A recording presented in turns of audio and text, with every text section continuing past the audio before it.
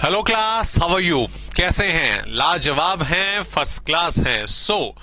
Directing वाला chapter दोस्तों हमारा चल रहा है और इसमें अभी तक हमने जो स्टार्टिंग का हमारा बेसिक कंसेप्ट था डायरेक्टिंग का, वो वाइंड अप कर लिया है। डायरेक्टिंग क्या होती है, क्या इसका बेसिकली इसकी इंपॉर्टेंस क्या है, फीचर्स क्या है, ये कंटेंट हमने लास्ट क्लास में डायरेक्टिंग में डिस्कस करा। ओके, डायरेक्टिंग जैसा कि हमने पहले समझा कि ये एक तरह से एग्जीक्यूटिव फंक्शन है, एक एग्जीक्यूटिव प्रोसेस है।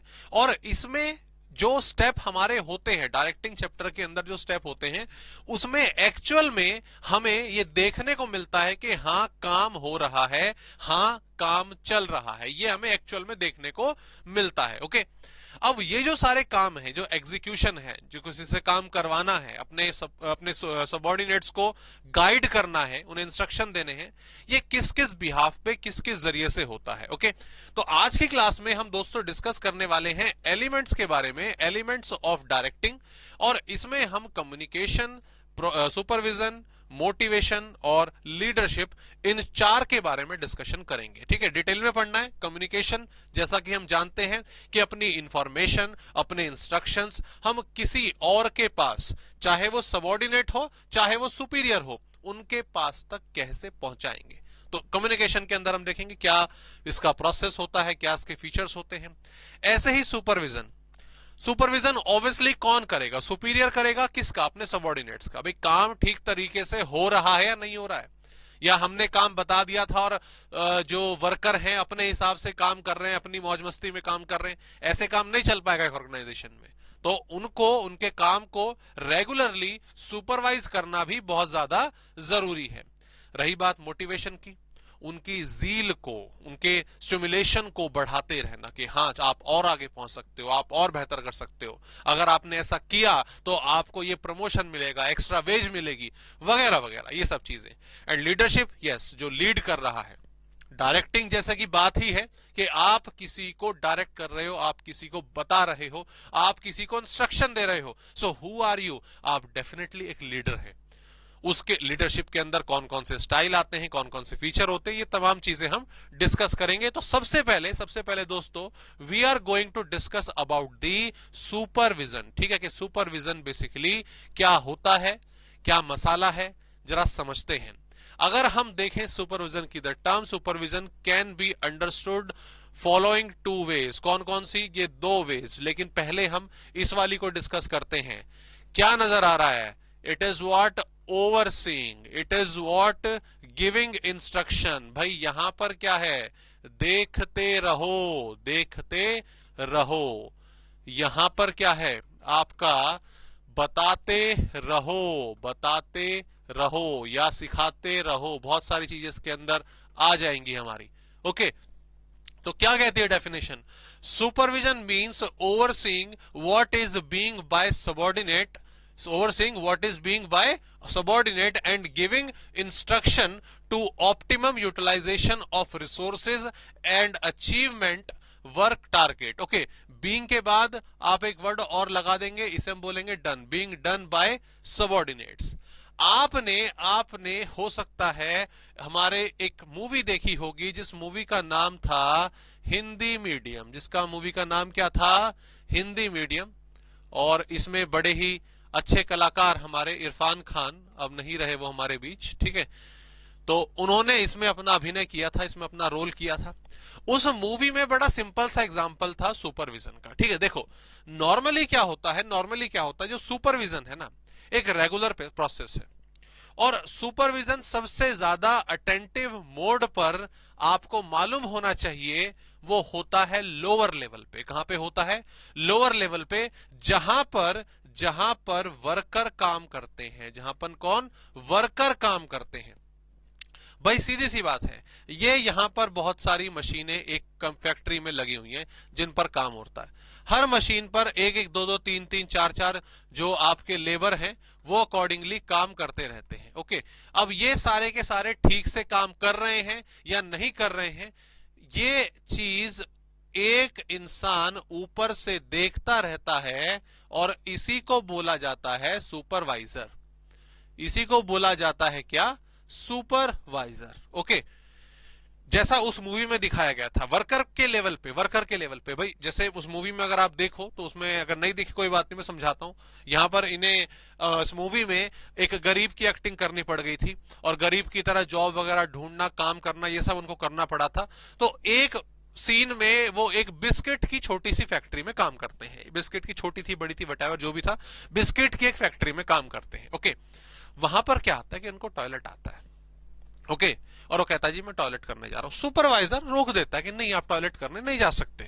क्यों नहीं जा सकते? क्योंकि वहां पर क्या है कि वो थोड़ी देर पहले टॉयलेट करके आए थे और दोबारा जाना अलाउड नहीं है। क्यों? पूरे दिन में सिर्फ 2 बार टॉयलेट करने जा सकते हैं। ये बड़ी अजीब सी बात है। अब देखा जाए तो सीधी सी बात, यहां पर सुपरवाइजर ने मना कर दिया कि 2 बार आप दिन में जा सकते हो। अब जैसे भी आप देखो, एक ब्रेक से पहले, एक ब्रेक के बाद, वटेवर। तो ये बड़ी अजीब सी सोच आप देखोगे कि आप भी क्या होगे, सर टॉयलेट तो कभी भी आ सकता है, कि भाई इसमें अब किसी को थोड़ी ना हम रोकेंगे जबरदस्ती कि नहीं आप नहीं जाओगे, आपको तभी जाना है, 1 घंटे बाद ही जाना है। ये तो बड़ी अजीब सी बात है। लेकिन याद करो अपने स्कूल के दिन, बचपन वाले दिन, और हो सकता है तुम अभी भी करते हो ऐसे ही जबरदस्ती। ठीक है, टीचर पढ़ा रहा है, बोर हो रहा है, मतलब बोर हो रहे हैं, क्लास में मन नहीं लग रहा, टीचर को बोल देते कि सर टॉयलेट करने जाए, होता है ना, पानी पीने जाए। ये सब, ये बहाने ही तो होते हैं। जब हम पढ़ना नहीं चाहते क्लास में और टीचर सही से नहीं पढ़ा रहा या हमारा मन नहीं लग रहा, ये पानी का और आपका वॉशरूम का बहाना लेकर हम निकल जाते हैं, घूमते फिरते आते हैं, फिर क्लास में घुसते हैं। अब वहां पर तो, स्कूल में तो आपकी प्रोडक्टिविटी काउंट नहीं हो रही, उसके लिए तो एग्जाम होंगे। लेकिन यहां पर सोचिए, अगर ऐसे वर्कर सारे के, अगर एक को अलाउड कर दिया, दूसरा भी बोलेगा मुझे भी अलाउड करो, ठीक है, फिर सारे के सारे ऐसे करने लगेंगे। अब मान लीजिए एक फैक्ट्री में, इस फैक्ट्री में 1000 वर्कर हैं, 1000 वर्कर हैं। ओके, हर वर्कर को नॉर्मली टॉयलेट में आने जाने में, वापस से काम आने में, पानी जाने पीने और वापस से आने में, ठीक है, 4 से 5 मिनट का समय लगता है। 5 मिनट मान लेते हैं, तो कितना हो गया? 5000 मिनट। 5000 मिनट। साल के 300 दिन भी अगर आप इसको काउंट करें, मल्टीप्लाई कर दें 300 से, तो ऑब्वियसली आप खुद सोचो, 15 लाख मिनट। 15 लाख मिनट को अगर आप 60 से डिवाइड करो तो 25,000 घंटे है ना, एक ट्रिमेंडस फिगर। उस कंपनी के 25,000 घंटे बेकार होंगे, 25,000 घंटे बेकार होंगे। तो उस वाले सीन में यही देखा जाता है, वो यही कहता है कि भाई अगर मैंने आपको अलाउड कर दिया, बाकी भी बोलेंगे हमें भी अलाउड करो, और सिर्फ फिर बहाना बनाकर जो है हर रोज, और ये तो सिर्फ एक बार ही, मान लो कोई एक बार ही जाता है, ये तब की कहानी है। अगर 2 बार ही कर दो कि भाई ठीक है चल चला जा, कोई बात नहीं, ठीक है, एक सेशन में 2 बार अलाउड कर दिया, तो 25,000 इंटू 2, 50,000 घंटे वेस्ट होंगे। सोचो 50,000 घंटे में, 25,000 घंटे में कंपनी का प्रोडक्शन कितना ज्यादा हो सकता है। So that is what restriction जो लगानी पड़ती हैं, कुछ स्पेशल इंस्ट्रक्शंस देने पड़ते हैं। That is what supervision. क्योंकि देखा जाए, देखो टॉप मैनेजमेंट क्या कर सकता है, वो अपॉर्चुनिटी ढूंढ सकता है, वो ऑब्जेक्टिव बना सकता है, चीजों के लिए अच्छी पॉलिसी उनको मैनेज कर सकता है। बट एक्चुअल में कंपनी को चला कौन रहा है? कंपनी को चला रहा है उनका प्रोडक्ट। कंपनी को चला रहा है उनका प्रोडक्ट, और वो प्रोडक्ट अगर राइट टाइम पर एक सही क्वांटिटी में नहीं बनेगा, एक अच्छी क्वालिटी में नहीं बनेगा, तो ऊपर की जो सारी प्लानिंग है, सारी पॉलिसीज है, सारी स्ट्रेटजीज है, वो बेकार हो गई। तो इसीलिए सुपरविजन एक बहुत हायर लेवल पे वर्कर जोन में होता है। और ये एग्जांपल जो हमने देखा कि ये चीज क्या है कि हमें कुछ स्पेशल इंस्ट्रक्शन जो हैं पास करने पड़ते हैं, हमें ध्यान रखना पड़ता है कि काम ठीक तरीके से हो रहा है या नहीं हो रहा। इसी मूवी में सेम इसी इंसिडेंट में एक और सीन था।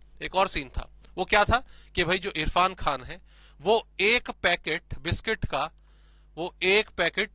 का उठाकर खा लेते हैं, वहां से एक पैकेट उठाकर खा लेते हैं। ओके, अब सुपरवाइजर ने देख लेता है, सुपरवाइजर आता है कि आपकी सैलरी कटेगी, ठीक है, उसके एक दिन का मतलब आधे दिन की सैलरी कटेगी। वो कहता है कि भाई सीधी सी बात है, इसमें क्या बात होगी, मैंने एक पैकेट ही तो खाया, ठीक है, एक पैकेट ही तो मेरे को कंज्यूम करा, भूख के लिए मेरे लग रही थी, मैंने खा लिया।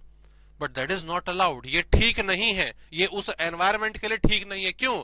अगर भाई तेरे को अलाउड कर दिया और ऐसे रोज हर एक वर्कर एक बिस्किट का पैकेट खाने लग गया, ओके, एक पैकेट, कितने पैकेट हो गए रोज के, कितने पैकेट हो गए रोज के, 1000 पैकेट सर। और सेम चीज 300 दिन होते हैं, 300 डेज हो गए, तो साल के कितने हो गए आपके, साल के हो गए आपके, ओहो चल भाई, आपके साल के हो जाते हैं पूरे के पूरे 3 लाख पैकेट। और मान लो एक पैकेट वो बिस्किट का 20 रुपए का था या 10 रुपए का था, चलो, तो कितने का नुकसान हुआ, 30 लाख का। It is an huge amount, it is an huge amount, 30 lakh का रेवेन्यू का लॉस हुआ। क्लियर? तो छोटी छोटी चीजें जो कंपनी को बनाती हैं ऑन स्मॉल बेसिस, यही चीज, इन ही सभी चीजों का ध्यान रखा जाता है किसमें, यस एग्जैक्टली सुपरविजन में। जो सुपरवाइजर है उसका यही काम है, उसका यही काम है कि एक तो भाई तू देखता रहे, चेक करता रहे, ओके, कि भाई सारा का सारा काम ठीक तरीके से हमारे रूल्स के हिसाब से हो रहा है या नहीं हो रहा। दूसरा आपका मेजर जो अगला काम है वो क्या है कि आपको टाइम बाय टाइम जो इंस्ट्रक्शंस हैं वो देते रहना है। जैसे हमने यहां पे जो एग्जांपल डिस्कस करे, दैट इज ऑल्सो इंस्ट्रक्शन। पानी पीने आप रेगुलरली नहीं जा सकते, वॉशरूम रेगुलरली नहीं जा सकते, ओके, एक जो पैकेट है बिस्किट का उठाकर आप ऐसे नहीं खा सकते। These are what like instructions. और इसका रीजन क्या है, ये रूल्स लगाए तभी तो प्रोडक्शन ज्यादा हुआ, तभी तो कंपनी ने हर साल के जो 30 लाख का बेनिफिट है वो रोका अपना। और इसका मतलब क्या है, इसका पर्पस क्या है कि हम अपने रिसोर्सेज का सही तरीके से यूटिलाइजेशन कर रहे हैं अपना काम, अपना टारगेट अचीव करने के लिए। और ये तो वही ऑर्गेनाइजेशन गोल को अचीव करने वाली बात है। क्लियर? आगे बढ़ते हैं। It is a process of guiding the efforts of employees and other resources to accomplish the desired goal. Almost आपकी मिलती जुलती यहां पर डेफिनेशन। क्लियर जी? चलिए आगे बढ़ते हैं।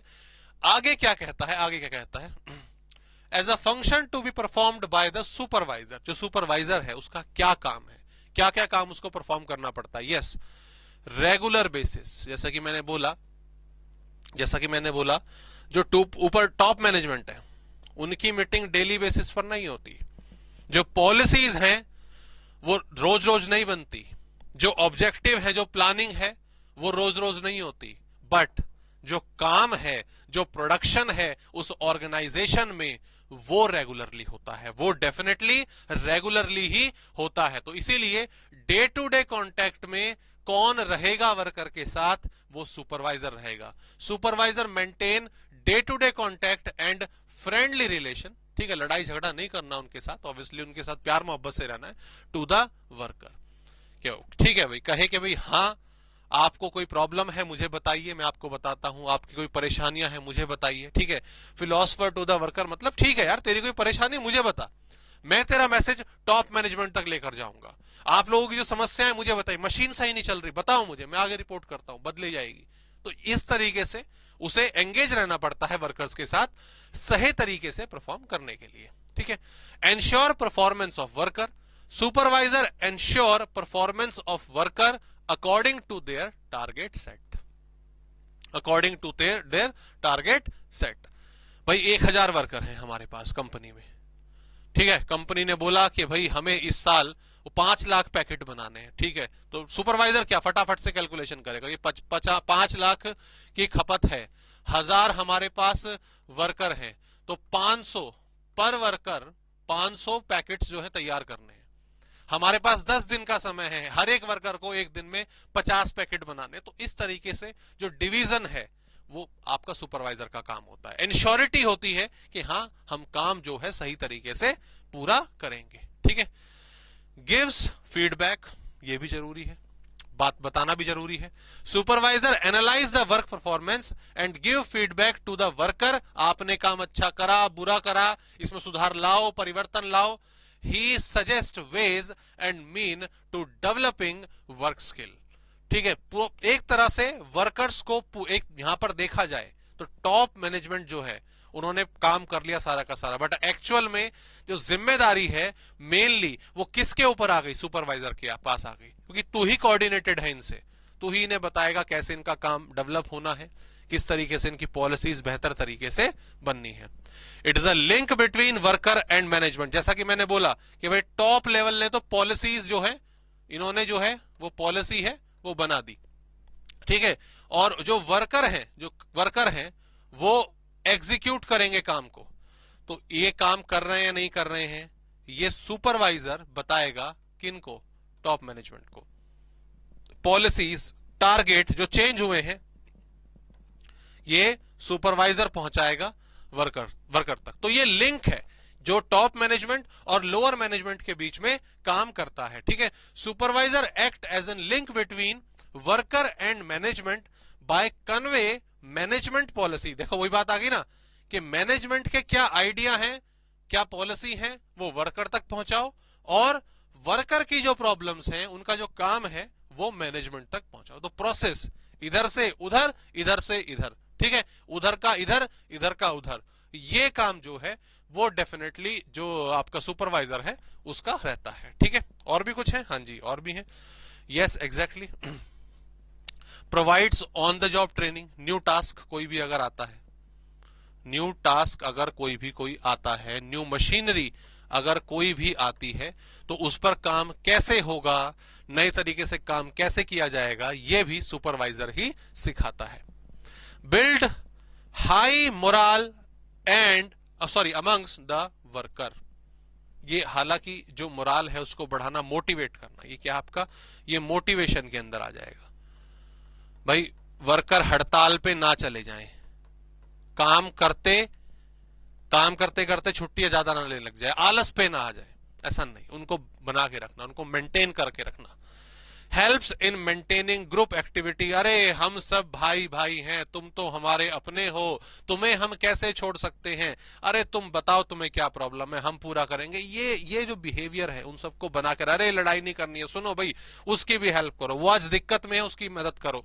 इस तरह से एक तरह से जो ग्रुप यूनिटी है वो मेंटेन करने का भी काम इस सुपरवाइजर का ही रहता। तो एक नन्ही सी जान है बेचारी हमारी ये, और इस पर देखो कितना बड़ा दारोमदार है। ऑब्वियसली बहुत बड़ा काम होता है सुपरवाइजर का, और इसीलिए ऐसा नहीं कि बहुत बड़ी बड़ी, जैसे मैंने 1000 वर्कर बोल दिए तो उनके ऊपर एक ही सुपरवाइजर होता है, कई सारे सुपरवाइजर जो हैं वो रखे जाते हैं एक पर्टिकुलर ऑर्गेनाइजेशन में। ओके, तो हमने क्या क्या पॉइंट देखे यहाँ पे जी सुपरविजन के अंदर, क्या क्या देखा कि भाई डे टू डे कॉन्टेक्ट जो है वो मेंटेन करता है, परफॉर्मेंस जो है वो क्या नाम है, जो डेली परफॉर्मेंस है वो आपकी अच्छी तरीके से होती है। फीडबैक कि भाई आपने काम कैसा करा वो भी प्रोवाइड करा जाता है। वर्कर और मैनेजमेंट के बीच का ये लिंक है, ठीक है। ऑन द जॉब ट्रेनिंग जो है वो प्रोवाइड करी जाती है। बिल्ड मोरल और of the among the worker, motivate करना उनको, और एक ग्रुप यूनिटी बना के रखना, ठीक है। तो इसमें अगर हम देखो कुछ शॉर्टकट अगर हम क्रिएट करें, शॉर्टकट में हमेशा आपसे नहीं कहता कि आप उसको वर्ड वाइज देखो, ठीक है। यहां पर क्या है, जैसे कि हमने देखा स्टार्टिंग में, तो हम लिख सकते हैं यहाँ पे स्टार्टिंग में कि भाई एक तो ये डे टू डे ये वर्ड हम याद कर सकते हैं। उसके बाद था ensure performance by feedback and training, by feedback and training. तो ये देखो एक लाइन हमने बना ली। ओके, इसमें से हम कई सारे पॉइंट देखो बना सकते हैं। जैसे डे टू डे से हमें समझ में आ गया था कि डे टू डे कॉन्टेक्ट से एक पॉइंट था, एंश्योर परफॉर्मेंस से एक पॉइंट था, ठीक है, फीडबैक से एक पॉइंट था, ट्रेनिंग से एक पॉइंट था। ये वाला तो बहुत सिंपल ही था कि भाई जो लिंक है वो क्रिएट हो जाएगा बीच में। तो इस तरह से सिंगल लाइन जो आपकी होती है उसको आप लिख सकते हो, और उससे फिर हमें अपनी एक्सप्लेनेशन को, अपनी हेडिंग्स को क्रिएट करने में आसानी हो जाती है। देखो ऐसा नहीं है कि ये रटने वाली बात है, हम इसको रट नहीं रहे, हम समझ रहे, हमने पढ़ लिया, ओके। लेकिन पूरे हेडिंग की इतनी बड़ी हेडिंग है, अब वर्ड टू वर्ड इतनी आसानी से हमें याद नहीं होगी, तो हमने एक लाइन बना ली इसकी कि day to day ensure performance by feedback and training. तो डे टू डे में हमने देखा कि भाई जो सुपरवाइजर है उसको डे टू डे कॉन्टेक्ट जो है वर्कर के साथ बनाना पड़ता है, ये हेडिंग क्लियर हो जाएगी। Ensure performance of the work, काम उन्होंने क्या करा है वो भी पता चल जाएगा, ठीक है। काम हो, सुपरवाइजर खड़ा है, ऊपर कोई डंडा लेके खड़ा है, बताने वाला खड़ा है, तभी वर्कर काम करते हैं, ठीक है। उन्हें पता है कि कोई यहाँ पे है नहीं देख भालने वाला, तो वो फिर आलस में आ जाते हैं, इधर उधर अपना घपला करने लग जाते हैं। ओके, ऐसे ही हमने बात करी किसकी, फीडबैक की। भाई आपने काम क्या करा, उनको फीडबैक भी दिया जाता है, बताया जाता है कि काम ठीक करा है और बेहतर कैसे हो सकता है। नई चीज आई है तो ट्रेनिंग उसकी जो है वो करी जाएगी। और ये वाला पॉइंट तो काफी इजी कि मैनेजमेंट और वर्कर के बीच में ये एज एन लिंक काम करता है। Okay, clear. चलिए आगे बढ़ते हैं, ये पॉइंट हमने कंप्लीट करा। Now we are moving towards the अपना मोटिवेशन। ये आ गया जी हमारा मोटिवेशन। एंड मोटिवेशन हमारे लिए कोई नई चीज नहीं है, that's not a new thing. ठीक है, बचपन से ही हमें मोटिवेशन मिलता रहता है, स्पेशली पढ़ाई को लेकर। छोटे थे कि चलो भाई आप फर्स्ट आओ, सेकंड आओ, क्लास में अच्छे नंबर लेके आओ, आपको चॉकलेट मिलेगी। थोड़े बड़े हुए, वो जो आपका चॉकलेट है वो साइकिल के लालच में बदल गया। थोड़े और बड़े हुए, वो साइकिल वाला लालच अब मोबाइल फोन वगैरह और ये कुछ गैजेट वगैरह में कन्वर्ट होता रहता है। तो ये क्या है, ये क्या होता है समहाउ कि एक तरह से हमारे सेटिस्फेक्शन के लिए हमें कुछ ना कुछ चीज बताना, हमें कुछ ना कुछ चीज प्रोवाइड करना, हमें कोई नई चीज ऑफर करना, ताकि हम अपने टास्क में, अपने काम में बेहतर हों और उसे बहुत अच्छे तरीके से परफॉर्म करें। यही होता है। क्लियर। ठीक उसी तरीके से एक ऑर्गेनाइजेशन के अंदर भी, चाहे वो एक छोटा वर्कर हो, एक मैनेजर हो या एक सीईओ, बोर्ड ऑफ डायरेक्टर हो, ये सब भी आपस में मोटिवेशन वाला खेल खेलते हैं। भाई वर्कर को बोला जाएगा भाई ठीक है, आप क्या नाम है, जैसे अभी एग्जांपल हमने लिया, काम बेहतर करो, आप बहुत अच्छे बन सकते हो, आप करोगे तो आपको एक्स्ट्रा बोनस, एक्स्ट्रा इंसेंटिव पे मिलेगी, और हो सकता है कल में से तुम में से कोई सुपरवाइजर बन जाए। ठीक है, ऊपर की पोस्ट वाला। ऐसी जो एक आपका असिस्टेंट मैनेजर है, जो ऑफिसर, एक लोअर लेवल ऑफिसर है, एक एडमिनिस्ट्रेटर है, मान लो अकाउंट्स के डिपार्टमेंट में काम करता है, मार्केटिंग में काम करता है, तो मार्केटिंग वाले को क्या बेचो, अपने अंदर एक और मार्केटिंग स्किल डेवलप करो, चीजों को बेचोगे तभी आपका प्रमोशन होगा, आपको असिस्टेंट मैनेजर से मैनेजर बनाया जाएगा। ठीक है, ऐसे ही जो मैनेजर होते हैं उनको डायरेक्टर बनाने की बात, उनको सीईओ बनाने की बात होती है। तो ये तमाम चीजें क्या है, these are all are motivation. जब हम काम करने के लिए उन्हें कोई ना कोई रीजन देते हैं, उनके अंदर कोई नीड, कोई जरूरत डेवलप करते हैं, उन्हें लगता है हाँ बात तो सही है, ऐसा होना चाहिए, और फिर नतीजा क्या निकल के आता है कि उस नीड को पूरा करने के लिए जो वर्कर है, जो मैनेजर है, कोई भी आपका एक पर्सोनल है एक ऑर्गेनाइजेशन में, वो पहले से बेहतर तरीके से काम करने की कोशिश करता है। तो it is what motivation is what, अगर हम देखें, इट इज स्टिमुलेटिंग पीपल, उनकी अरोज करना, अरोज द जील। ठीक है, वर्ड थोड़े से अलग हो गए, अरोज द जील, उनको प्रेरित करते रहना। ठीक है, उसे उकसाते रहना कि हाँ काम करो, बेहतर तरीके से काम करो, इस चीज को बोला जाता है हमारा motivation. Motivation means the process of stimulating people to action, खाली सोचो मत करो, to accomplish the desired goal. वो खुद भी काम करेगा, अपने लिए काम करेगा, अपनी स्किल डेवलप करेगा, अच्छा बोनस, अच्छा फेयर लेगा, नतीजा उसके लिए भी बेनिफिट हुआ और ऑर्गेनाइजेशन के लिए भी एक बेनिफिट हुआ। ओके, फीचर्स ऑफ मोटिवेशन की अगर हम देखें, क्या क्या फीचर्स हैं इसके। Motivation is an internal feeling, और ये इन्फ्लुएंस करता है यस ह्यूमन बिहेवियर को। ये जो डिजायर है, जो अर्ज है, ये एक इंस्पिरेशन है, ये ऑब्वियसली ह्यूमन फीलिंग। एक वर्कर है, वो काम ही नहीं करना चाहता, ठीक है मैं यहीं पे जितना काम कर रहा हूं बहुत है, मैं 200 प्रोडक्ट रोज के बनाता हूं, मुझे जो मिल जाता है उसमें मेरा गुजारा चल जाता है, मुझे इसकी कोई जरूरत नहीं है। एक की ये फीलिंग है, कि मैं ज्यादा प्रोड्यूस करूं, ज्यादा कमाऊं, मेरा प्रमोशन हो, वगैरह वगैरह। तो वो चीज क्या है, वो भी आपका ह्यूमन फीलिंग है। तो सबसे पहली चीज जो निकल के आती है कि ये एक इंटरनल फीलिंग है, ये एक ह्यूमन बिहेवियर से रिलेटेड है। Motivation is an internal feeling that the urge, desire, aspiration और need of people which is are internal influence human behaviour. होता ना, जब शुरू में किसी से स्कूल में है बातचीत हो गई, बड़ा अच्छा सा लगता है, पूरे दिन आप खुश से रहते हो, है ना, लेकिन वही जब 2-4 दिन बाद या 2-3 हफ्ते बाद कुछ गड़बड़ हो जाए मामला, तो साइड से हो जाते हैं।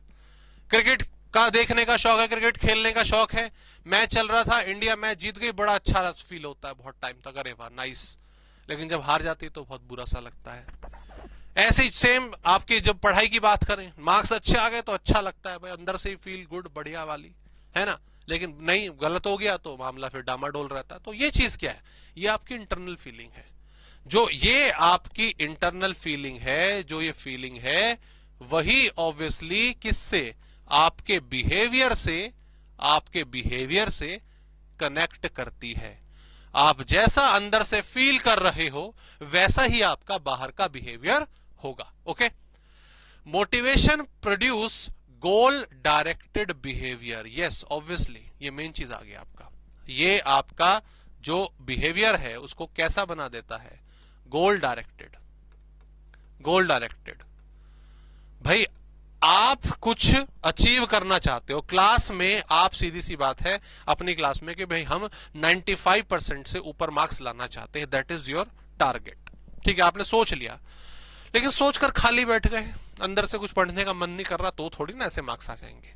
तो फिर क्या होता है कि पेरेंट्स आपको मोटिवेट करते हैं, आपके टीचर्स आपको मोटिवेट करते हैं। हो सकता है कुछ लालच भी दिया जाए कि भाई ये फलाना करो, आपको यहां पढ़ने के लिए भेज देंगे, इतना मार्क्स स्कोर करो, आपको ये लाके दे देंगे, काइंड ऑफ कुछ भी कहिए।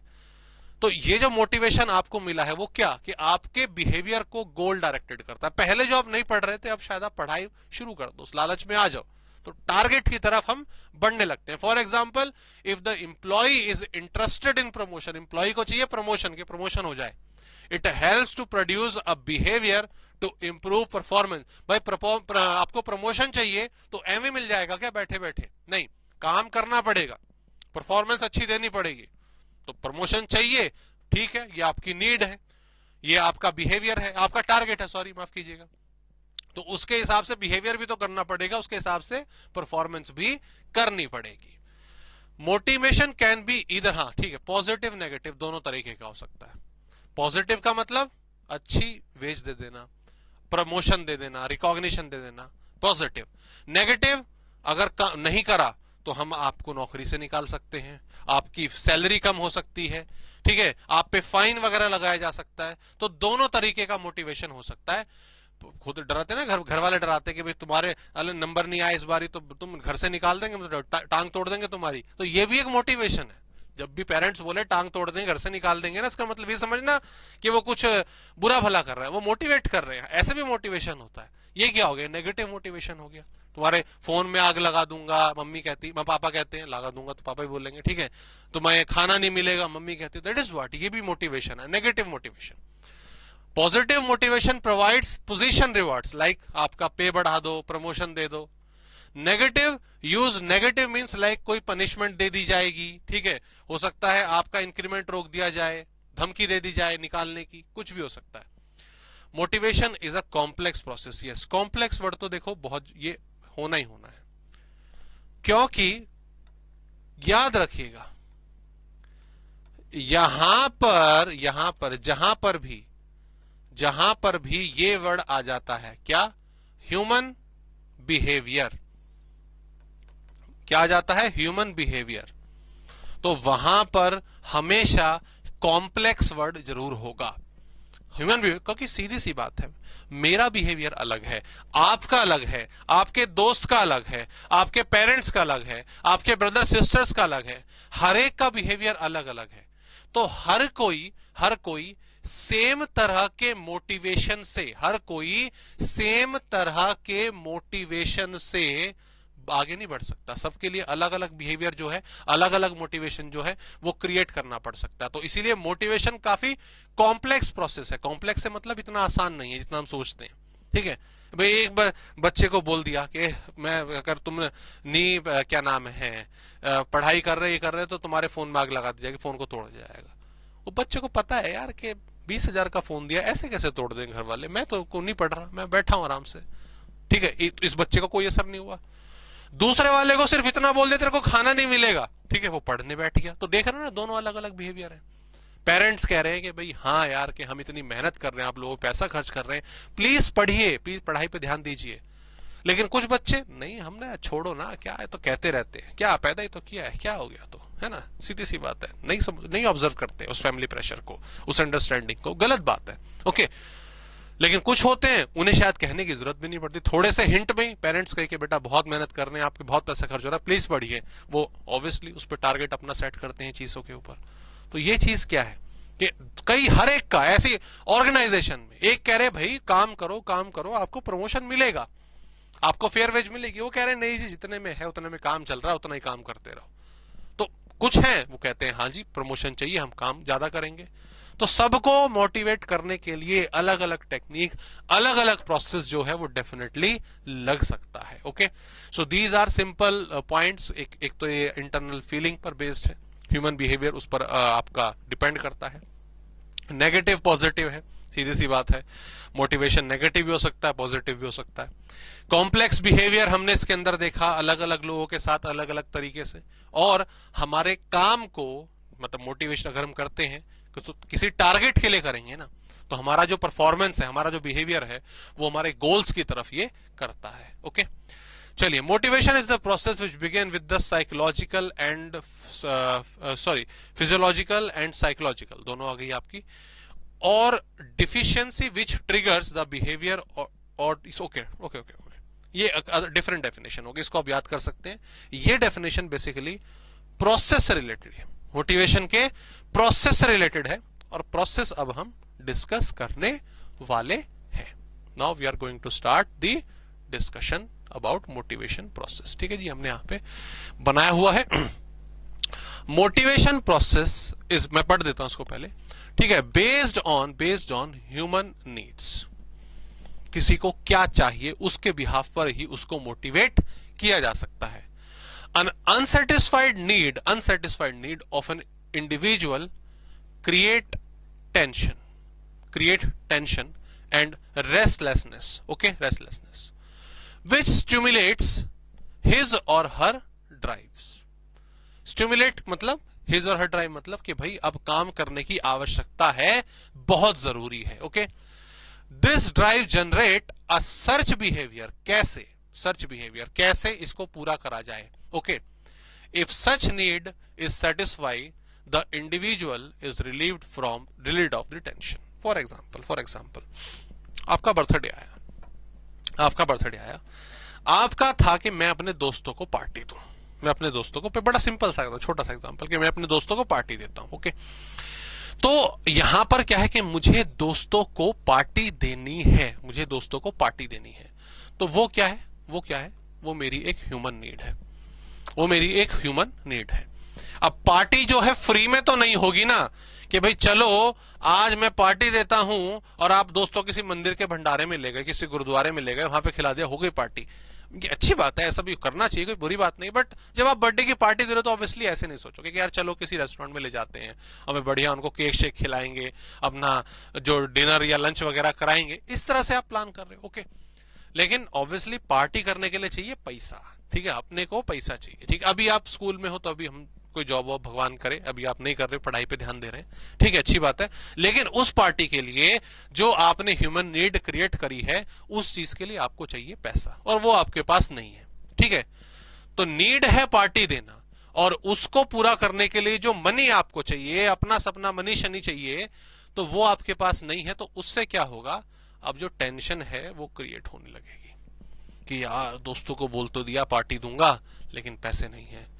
उस फलाने दोस्त ने पार्टी दी थी, ठीक है, मुझे भी देनी पड़ेगी यार, नहीं दी तो लोग क्या कहेंगे। तो कुछ ना कुछ टेंशन जो है वो क्रिएट होने लग जाती है। ओके, आगे, विच स्टिमुलेट हिज और हर ड्राइव, और फिर वो खोजबीन की तैयारी करता है कि पैसे नहीं है, सो लेट्स ड्राइव मतलब ही नहीं गाड़ी चलाने निकल गए, लेट्स ड्राइव मतलब थोड़ा काम शुरू करना चाहिए, पैसे वैसे का जुगाड़ जो है, जो सेटिंग है वो बैठानी चाहिए। This drives generate a search behaviour, और फिर हमें रास्ता नजर आता है, एक रास्ता जो जाता है हमारी मम्मी की तरफ, एक रास्ता जो जाता है हमारे पिगी बैंक, हमारी गुल्लक की तरफ, एक रास्ता जो जाता है पापा की तरफ तो अक्सर कम रास्ते जाते हैं, वरना तो बातों पे डांट देते हैं, या फिर एक रास्ता जाता है बड़े बहन या बड़े भाई की तरफ। ओके, तो ये सीधी सी बात क्या है, that is what search behaviour, कि चलो उस नीड को पूरा करने के लिए इंतजाम करें। और जब वो सभी चीजों का इंतजाम हो गया, उन सभी चीजों का इंतजाम हो गया, हमने पार्टी शार्टी दे दी, तो पार्टी शार्टी करने के बाद अरे चलो भाई अब निपटे यार, ठीक है, अब दोस्ती के पूरा हो गया काम हमारा, ये क्या था? एक प्रोसेस था अपने डिजायर को, अपने नीड को पूरा करने के लिए। Same in the organisation, same in the organisation. एक मैनेजर है या एक एम्प्लॉय है, वो 5 साल से एक ही डिपार्टमेंट में बैठ के एक ही पोस्ट पे काम कर रहा है, तो उसकी डिजायर है, उसकी नीड है कि यार मुझे प्रमोशन मिले, इंक्रीमेंट मिल जाता है ठीक है, बट मुझे प्रमोशन मिले। तो वो प्रमोशन मिले क्या है? उसकी ह्यूमन नीड है। और वो नहीं मिल रहा जब उसके लिए वो कई दिनों से इंतजार कर रहा है, तो उससे टेंशन अपना बढ़ने लग जाएगी, जो टेंशन है वो बढ़ने लग जाएगी। अब टेंशन बढ़ने लग जाएगी तो फिर कि भाई चलो अब इस टारगेट के लिए बेहतर काम किया जाए, अच्छा काम किया जाए। फिर काम कैसे शुरू होता है?